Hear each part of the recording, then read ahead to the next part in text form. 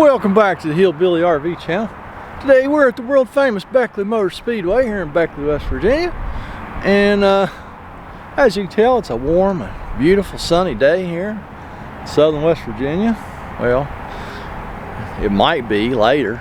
Yeah, we got a water leak to work on today. A gentleman called, said his water heater was leaking and he wants fixed. So I have already found the leak. We looked and looked and looked, couldn't find a leak, and I finally seen a leak coming out of the little plastic cover where the heating element's at, and I could look in there with a mirror and I could see drips of water coming off the heating element where it goes in the tank. So I'm going to get the tank drained real quick. We've got the electric side of the water heater cut off, and I'm going to cut the water off and drain the water heater. If you want to see that, I'm not going to try and do that, video that in the snow. If you want to see that, I got plenty of water heater videos. You can go see that. So let me get the water out of it and let's go inside.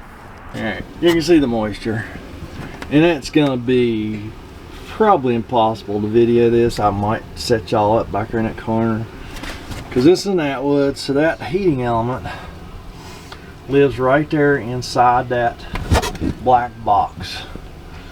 And I can look in there with my mirror and I can see it dripping out of the bottom of that heating element. So I'm just going to pull that heating element out, put a new one in it, comes with a new gasket, and see what it does.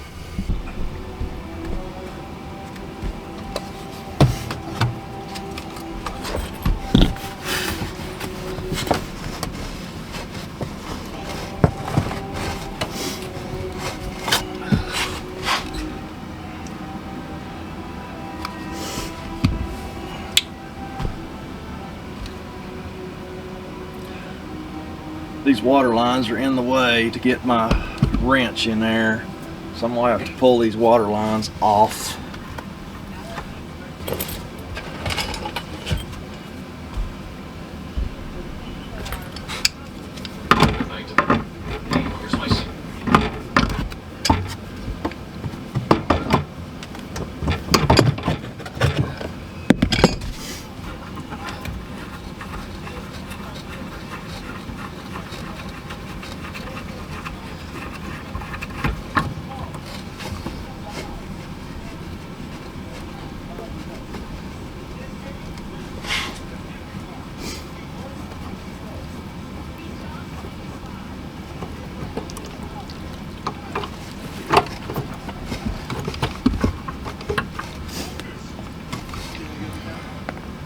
You always get water out of that bottom one because this is lower than the drain.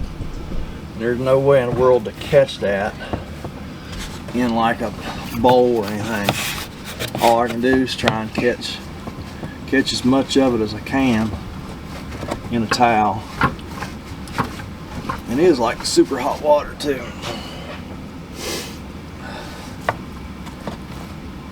Alright, it's done.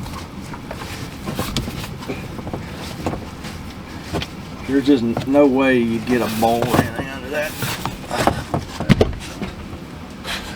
So now that we got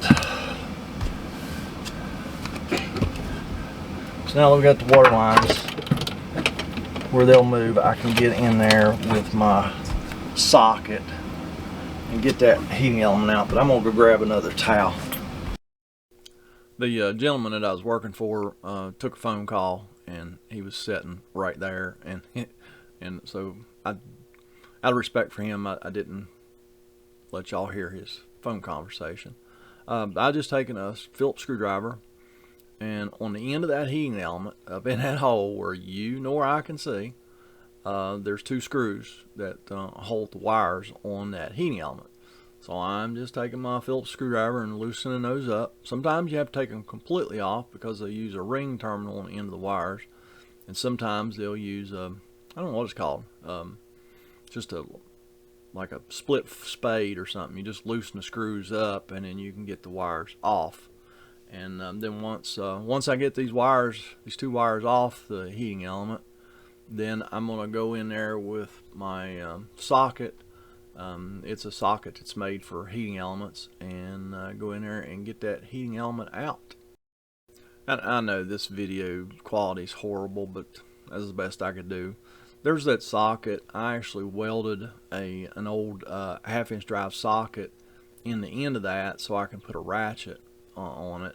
And on these Atwoods, on where the water hit the heating elements on the back of these things, it is really huge and awkward and hard to use, but it's awesome on a Suburban where the heating elements on the outside.